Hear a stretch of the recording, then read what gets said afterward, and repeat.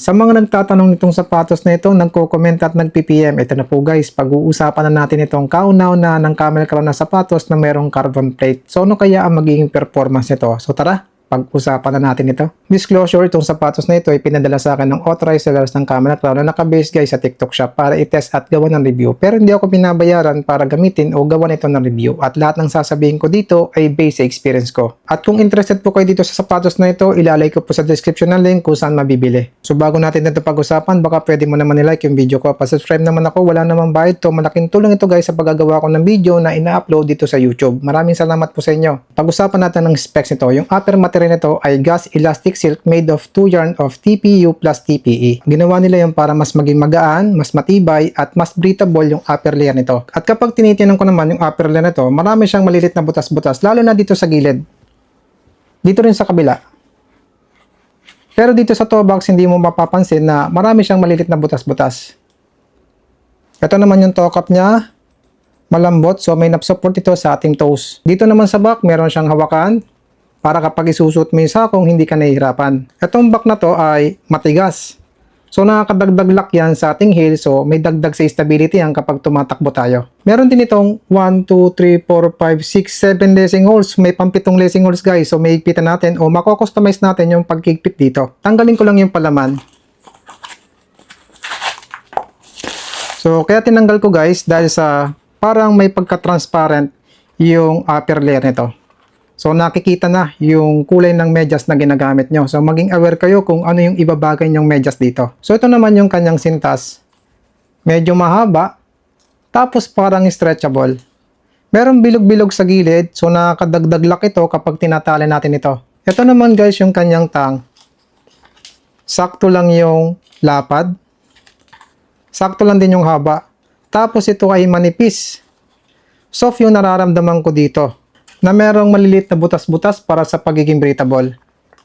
May nakalagay din sa kanyang Camel Racing. Tingnan nyo guys, oh. Yung collar lining naman ito, may nakakapakong foam. Hindi ganon kakapal. Malambot.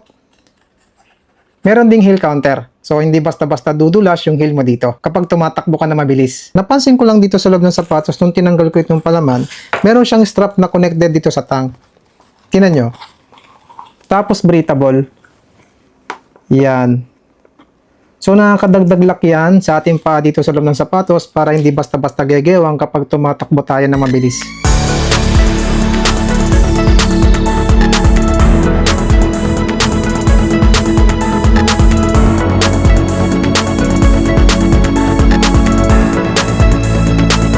Yung midsole naman ito ay elastic cube rebound cushioning technology, tapos super critical foaming. Kapag tinitingnan ko naman yung midsole nito, yung texture niya, para siyang katulad nung Chowdan, X-Step, tsaka yung 361 degrees ang midsole. Yung kapal naman ng forefoot ay 22.5 mm, tapos dito sa heel ay 32 mm. So meron itong 9.5 drop. So meron itong carbon plate na nakikita na dito sa outsole. Tapos yung design ng carbon plate dito sa forefoot ay butas, pero medyo malapad naman dito sa gilid na to. Nakikita rin yung carbon plate dito sa gilid. Tapos dito rin. Dahil yung design ng carbon plate dito ay pa-curve. At yung carbon plate ito ay para sa improved torsion, resistance, at stability. Yung rubber outsole naman ito guys ay may nakalagay ditong Chinese character at may nababasa akong CPU. Tingnan nyo guys, oh. So, ibig sabihin, cast polyurethane yung kanyang rubber outsole. At sabi sa advertisement nila, ito daw ay merong properties na anti-slip at abrasion resistant. Nakikita ko rin guys yung rubber outsole nito sa mga pang-racing ng Chowdan, X-Step, 361 degrees, Irons Band, Anta at Leaning. Dahil sa yung rubber outsole na ito ay magaan at flexible. Kapag tinitingnan ko ng ganitong angle yung rubber outsole, makapal siya. Tingnan nyo guys, oh. Dito sa kabila, ganitong angle, at pag ganitong angle. So balikan nyo yung part ng video na to kasi ipapakita ko rin naman yung rubber outsole nito pagkatapos kong itakbo para i-compare nyo kung mabilis bang mapudpod yung rubber outsole nya.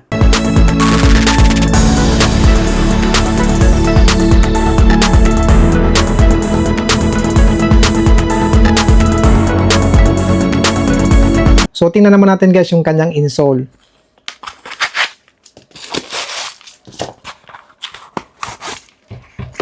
So, medyo makapal.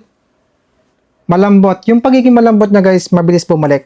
Merong butas-butas para sa pagiging breathable. flat lang, soft yung nararamdaman ko dito, hindi dumudulas. So timbangin naman natin ito kung ilang grams ito sa size 7.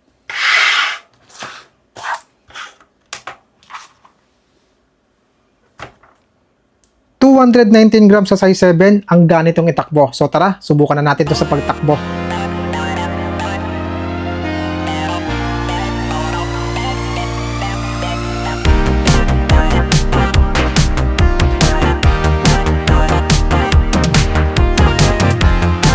Bumili tayo ng tubig, aabutin tayo ng minute mamaya.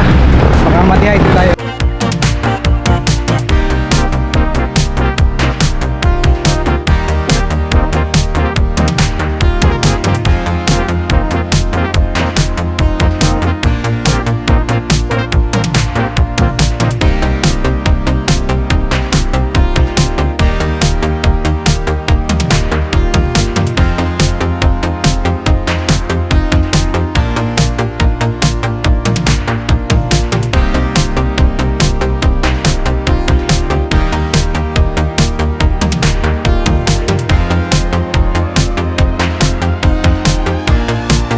Hindi na naman ako binigo ng sapatos ng Camel Crown at nag-enjoy ako sa takbo ko dito. So naka 20 kilometers ako dito, oras 1 hour and 53 minutes, average pace 5 minutes and 40 seconds, average SR 149 BPM. Natutuwa lang talaga ako guys sa sapatos ng Camel Crown kasi napaka-budget friendly nito pero napaka-comfortable ng mga na-experience ko sa mga sapatos na pantakbo nila. Pag-usapan natin guys ang naging fitting nito sa paa ko. Dito sa toe box, sakto lang yung nararamdaman ko dito, hindi maluwag, hindi masikip.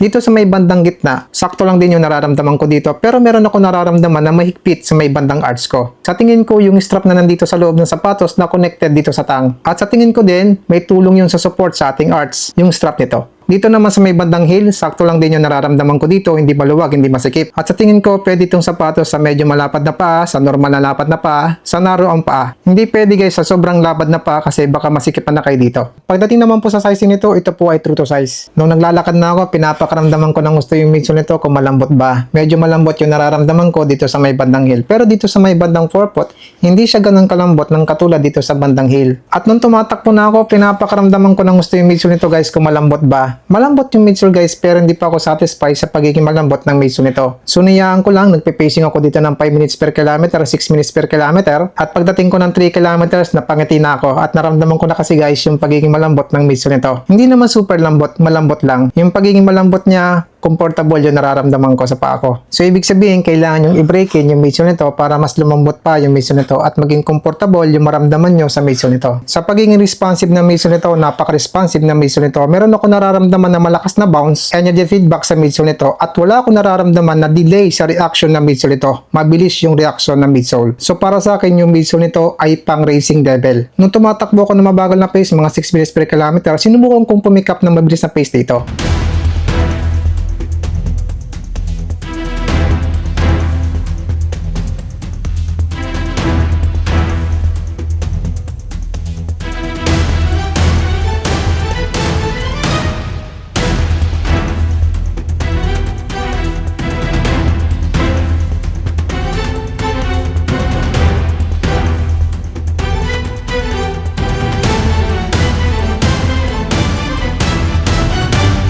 At nakapick up agad ako ng mabilis na pace na umabot ng 3 minutes and 40 seconds. Hindi ako nabitin sa response ng midsole nito. At sa tingin ko, maganda itong gamitin sa interval training at fart deck. Yung tipo na mabagal mo na yung takbo mo tapos bigla kang bibilis. Sa pagiging stable nito, napaka-stable nito sa pantay na kalsada. Napapadaan ako sa biglang liko na kalsada, yung cornering. Ang stable pa rin ito, hindi ako nakakaramdam na gumigewang yung pako dito sa loob ng sapatos kasi nakalak ng maayos gawa nitong strap. At dinaan ko din ito sa palikong kalsada na pataas.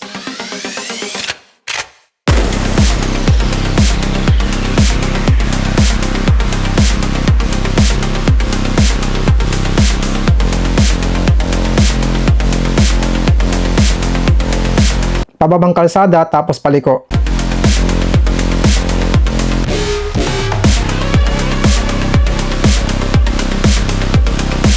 Stable pa rin yung nararamdaman ko dito. Yung rubber outsole naman ito, sobrang kapit sa kalsada. Napapadaan ako sa asphaltong kalsada, sa sementong kalsada. Hindi ako nakakaramdam na dumudulas yung rubber outsole nito. Nakatulong din yung makapit na rubber outsole nito sa pagiging stable nitong sapatos. Sa strike pattern naman ito, magugustuhan ito ng heel striker kasi may sapat na kapal yung midsole nito dito sa heel at malambot yung nararamdaman ko nung tumatakbo ko.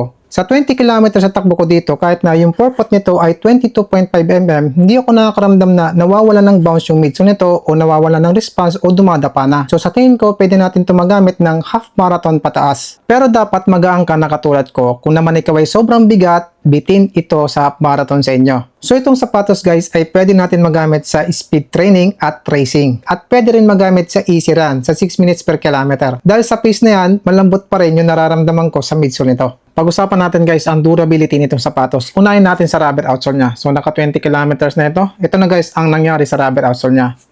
Nandito pa yung mga pattern. Merong konting gasgas dito. Nandito pa rin yung mga pattern. Merong konting gasgas dito. Dito sa kabila guys. So para sa akin, durable yung rubber outsole nito. So ito naman yung midsole niya. Walang malalaking bitak-bitak. Dito sa kabila, wala rin malalaking bitak-bitak. Dito, mayroong malalaking bitak-bitak, yan ay design. So, durable yung midsole nito. So, tingnan natin yung mga dikit ng upper layer at ng midsole kung meron natuklap. Unahin natin dito sa front. Nakadikit pa rin dito sa gilid ng toe box. Nakadikit pa rin dito sa gitna. Nakadikit pa rin dito sa may bandang heel. Nakadikit pa rin dito sa back, nakadikit pa rin. Dito sa inside wall, nakadikit pa rin. Dito sa gitna, nakadikit pa rin. Dito sa may toe box, nakadikit pa rin. So matibay yung mga dikit nito. Hindi lang yon, idinaan ko ito sa mabatong kalsada at yung carbon plate niya ay tinamaan ng bato. Hindi naman nabiyak, pero meron siyang gasgas. Para sa akin, matibay yung carbon plate ito. Pag-usapan natin ng nagustuhan ko sa sapatos na ito at hindi ko nagustuhan. Unahin ko na sa nagustuhan ko unang-una, ang gaan niyang itakbo. Napaka-effortless ng bawat takbang ko gamit ito. Pangalawang nagustuhan ko dito ay yung kanyang stretchable na sintas kasi kahit na hinigpitan ko ito ng maayos, medyo maluwag pa rin yung nararamdaman ko sa paa ko. At dahil doon, comfortable yung pakaramdam ko sa paa ko. Pangatlong nagustuhan ko dito yung napaka-responsive niyang midsole at walang delay. Pangapat na nagustuhan ko dito ay yung strap na nandito sa loob ng sapatos dahil doon nakalak ng maayos yung paa ko dito sa loob ng sapatos. Panglimang nagustuhan ko dito yung kanyang upper layer kasi napaka-breathable. Hindi ako nakakaramdam na umiinit yung paa ko dito sa loob ng sapatos kahit na tumatakbo ako na mabilis. At ang pang-anim na nagustuhan ko dito, yung kanyang design. Napakasimple lang pero ang ganda. At ang isang kaisa-isang hindi ko nagustuhan sa sapatos na ito, wala man lang siyang reflectorized design. Napaka-importante kasi yun kasi road runner ako. Extra visibility yung kapag tumatakbo tayo sa kalsada. So yan lang po muna masasabi ko sa sapatos na ito. Ingat po kayo sa pagtakbo. Sobrang init po ngayong summer. Uminom po kayo ng maraming tubig at may konting asin. Maraming salamat po sa panonood.